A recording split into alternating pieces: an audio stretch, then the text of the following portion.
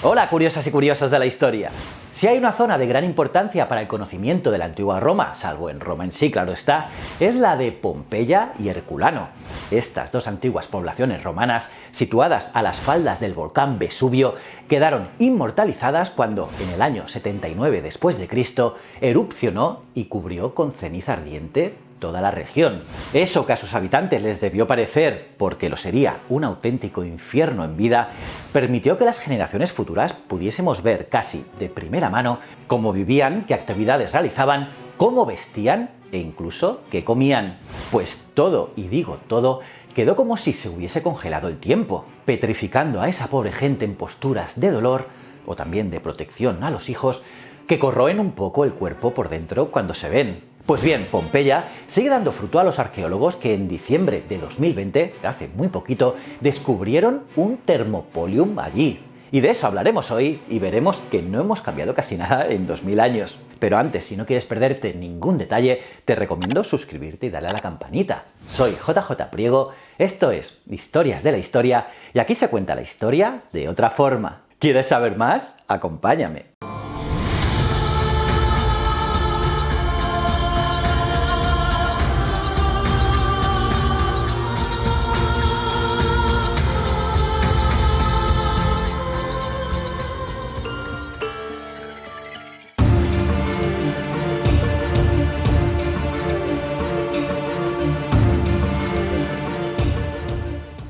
Como os decía, en diciembre de 2020 se comunicó el hallazgo de un Thermopolium, que es el lugar donde se servía comida y bebida a los habitantes. Y lo bueno de todo es que lo encontraron intacto, decorado y lo más increíble, aún con restos de alimentos, lo que demuestra lo poco que hemos cambiado en 2000 años.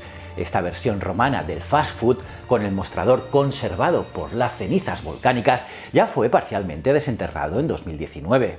Y desde entonces se trabajó para intentar preservar todo el sitio lo mejor posible. Este Thermopolio está decorado con temáticas muy coloridas y en un estado de conservación excepcional.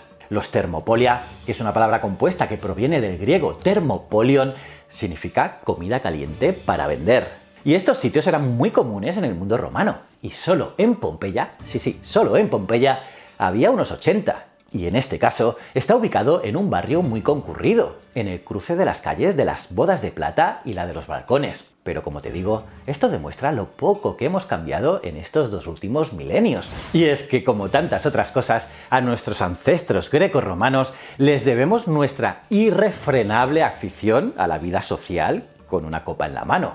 Y es que fueron ellos quienes trajeron a Hispania su costumbre de tomarse un trago de vino con algo sólido para acompañarlo antes o después de hacer sus trabajos, el ocio o negocios. Ellos fueron los artífices del desarrollo urbano en la vieja Iberia, ya que los romanos transformaron nuestras viejas ciudades encaramadas en cerros incómodas y estrechas por unas nuevas que eran más amplias y diseñadas siguiendo una cuadrícula lógica en las que se podía localizar con cierta facilidad los edificios públicos y establecimientos privados más demandados. Y nunca faltaban las dos calles principales, el Cardo y el Decumano, que juntaban toda la vida política y social de la ciudad. Y por esa necesidad pragmática de aprovechar el tiempo entre gestión y gestión, aunada a la austeridad general de la ciudadanía en temas gastronómicos, muy lejos de la glotonería con que demonizó la Iglesia a la alta sociedad romana, se crearon en los nuevos municipios y colonias establecimientos de comida y bebida rápida que aplacaban el apetito de camino a realizar un sacrificio en el foro, un baño en las termas o una reunión de negocios en la basílica. Pero ojo que la compleja hostelería de una antigua ciudad romana tenía diversas ofertas. Estaba, por ejemplo, la Caupona, que era una tienda de bebida rápida y comidas frías ya preparadas. Generalmente vino, chacinas, quesos o encurtidos, que podías tomar allí o llevar. En este sitio no había bancos ni mesas, sino una barra al exterior en la que los clientes podían templarse con una copa de vino y algo que roer a cambio de un as, que era una moneda de bronce de la época.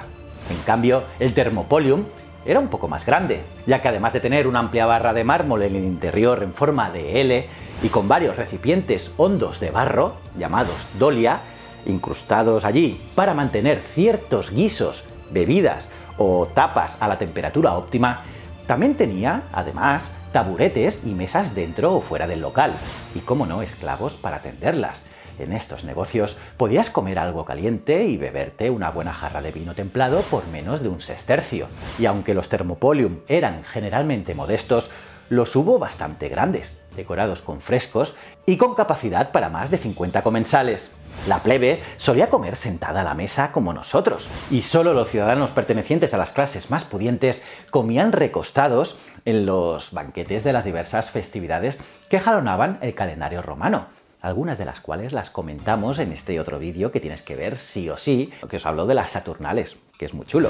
Pero bueno, como ambos tipos de restaurantes estaban integrados dentro del tejido comercial urbano de las antiguas ciudades, tenían la misma denominación que el resto de tiendas: Tabernae. Y en efecto, es el único negocio cuyo nombre ha perdurado más de 2000 años, evolucionando hasta las actuales tabernas. Con el tiempo, este tipo de pequeños negocios de comida rápida, también conocidos genéricamente como Popinae, ampliaron sus servicios permitiendo que, por un módico precio, los clientes pudiesen dormir en pequeños cubículos e incluso satisfacer otros aspectos con los esclavos del local, entrando en plena competencia con los burdeles, los llamados lupanares. Por cierto, en Pompeya mismo había un lupanar muy famoso. Por último, un viajero que acudía a la ciudad desde lejos para realizar sus negocios, ritos o gestiones podía comer y dormir en otros establecimientos más grandes y cómodos que se llamaban estabula, ya que así es como se llamaban a los establos con cubículos y un gran comedor en el piso superior, siendo el hospitia una especie de hostal sin cuadras y varios dormitorios. Las grandes vías de comunicación, como la Vía Augusta, contaban con una red de mansio, una palabra que probablemente procede de la forma verbal latina manere y que quiere decir lugar donde pasar la noche durante un viaje. Vamos, un auténtico hotel de hoy en día para soldados y comerciantes de paso. Las prestaciones que los mansio brindaban al viajero eran equivalentes a una estación de servicio actual o mutatio, ya que estaban dotadas de cuadras, repuestos para los carros e incluso veterinario. Sí, un veterinario allí. Además de un espacio termal, habitaciones y un gran salón comedor. En su inicio, estos establecimientos estaban controlados por el ejército, siendo regidos por un oficial denominado mansionarius.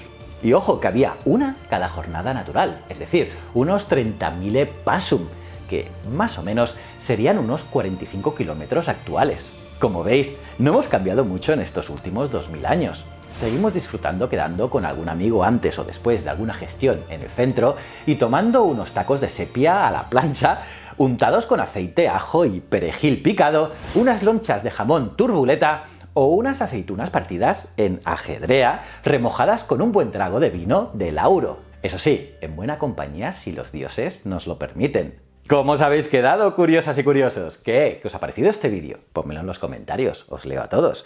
Y aparte de darle me gusta al vídeo, suscribirte y campanita, tienes que mirar este vídeo de aquí sí o sí. Y si no eres suscriptor, si no lo eres, pues no sé, dale ya a este botón de aquí. Y estos dos botones son otros canales míos que quiero que entres, que los veas y me digas qué tal están. Y recuerda, el conocimiento es un requisito esencial para la supervivencia. Muchísimas gracias.